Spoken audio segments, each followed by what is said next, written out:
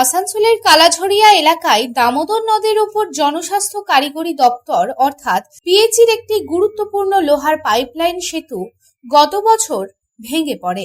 এই ঘটনার ফলে আসানসোলের হীরাপুর সহ আশেপাশের বিভিন্ন খনি এলাকায় তীব্র পানীয় জলের সংকট দেখা যায়।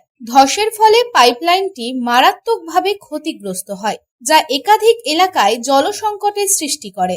মঙ্গলবার কালাঝরিয়া ব্রিজ ধসের স্থান পরিদর্শন করলেন আসানসোল দক্ষিণের বিজেপি বিধায়িকা অগ্নিমিত্রা পাল এবং সমস্ত পরিস্থিতি খতিয়ে দেখলেন। তিনি অভিযোগ জানান, গত কয়েক মাস হয়ে গেলেও তবুও প্রশাসনের তরফ থেকে কোনো মেরামতির ব্যবস্থা নেওয়া হয়নি।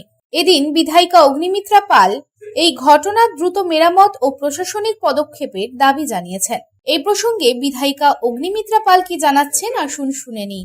বারবারই প্রশাসনকে অ্যালার্ট করার চেষ্টা করছি যেভাবে বালি চুরি করা হচ্ছে, দামোদরকে শেষ করে দেওয়া হচ্ছে, এটাকে বন্ধ করা হোক।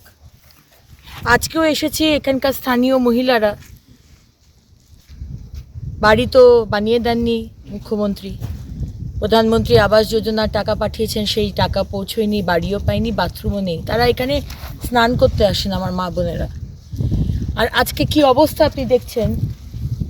আজকে আগের বছর মে মাসে এই ব্রিজ ভেঙেছে, মে জুন মাসে, আরেকটা মে জুন আসতে চললো, এখনো অবধি ব্রিজ ঠিক হলো না, এখনো অবধি জলের কানেকশনও দেওয়া হয়নি। মানে অল্টারনেটিভ যে একটা জলের কানেকশন, সেটাও মমতা ব্যানার্জির সরকার এবং Asansol municipal corporation govern by Trinamool Congress তারা দিতে পারেনি।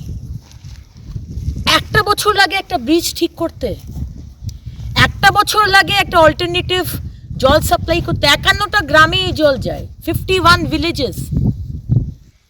সেখানে ট্যাঙ্কারে করে জল দেওয়া হতো, মাঝে এএমসি পেমেন্ট করতে পারছে না, কন্ট্রাক্টরদের যারা ট্যাঙ্কার দেয় তাদের পেমেন্ট বন্ধ করে দিয়েছিল, তারা ট্যাঙ্কার দেওয়া বন্ধ করে দিল। আমরা আন্দোলন করলাম, তারপরে এখন কিছু কিছু গ্রামে ট্যাঙ্কার যাচ্ছে।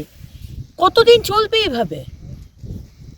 এই অবস্থায় রাখা রয়েছে এখানে মহিলা। আজকে একটা বিরাট বিপদ ঘটতে পারে, বিরাট বিপদ, যে কারণে আজকে মহিলারা আজকে আমাকে এখানে ডেকেছে বলার জন্য যে এই বিষয়টা আপনি দেখুন। এখানে স্নান করতে আসে।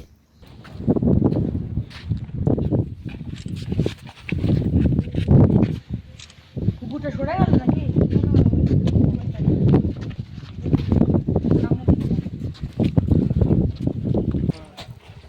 আমি একটু বালি মাখিয়ে হবে। বালি মাখিয়ে ওইভাবে থাকে।